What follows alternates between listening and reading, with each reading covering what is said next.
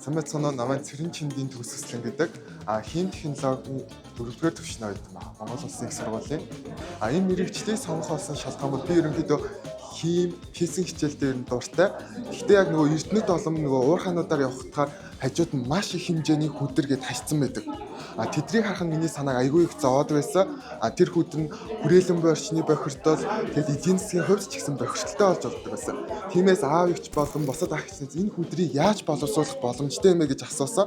Тэгтэл ер нь химийн болон биологийн аргуудаа боловсруулж чаддаг хийм технологи гэдэг мэргэжил Монгол Улсын их сургууль байдаг ашигт малтамжийн технологи болон хийм боловсруулалтын технологи хэмээх хоёр мэргэжлийг надад зөвлөсөн.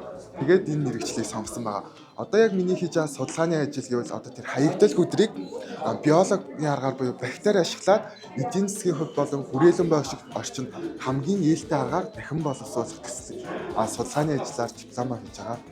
Энэ семинарын тухай болохоор өмнө жил манай дээдлийн курсын химийн инженер нанотехнологийн ах эгч нар маань сууж байсан. Тэгээд айгүй их юм сурснаа надад хэлсэн.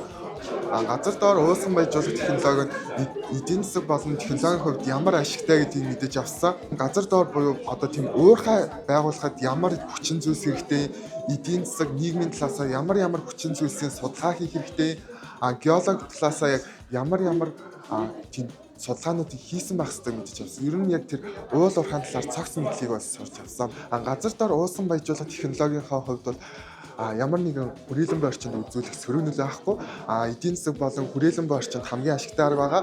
Тэр газар доор тэр геологийн бүтцээс нь хамаарат хүчил болон шүлт гэсэн хоёр аргаар уусгаж болдог. Боловсруулахдаа байгалийн бүтэц бас айгүй чухал гэдэм билээ. Газрын нөгөө ундны ус нь газрынхаа аль давхранд байгаа шаврын үе, эсэн үе, шаврын үе яг тэр сэндвичийн маягаар байна уу эсгээд олон тэр хүчин зүйлсийнхаа нөлөөлөөр хамгийн оптимал нөхцөлд бүрдсэн цагт энэ газар доор уусан байжуулах технологи хэрэглэх зүй зохистой арга юм байна гэдгийг энэ хичээлээр мэдэж авсан. Энэ технологи Монгол улсад хэрэгжих талаас нь олон нөгөө сая эрдэмтэн судлаачдын хичээлээс үзэхэд бол ер нь аюул тийм боломжийн юм байна. Олон судалгааны ажил, пейпер харууллаа. Тэгэд ер нь яг тухайн судалгааны ажил дээрээс нь үндэслээд практик энтрийн талаар мэдэхгүй яг судалгааны ажлаас нь үндэслээд харахад бол ерөнхийдөө Монгол улсад хэрэгжүүлэх боломжтой юм байна гэдгийг мэдэж авсан.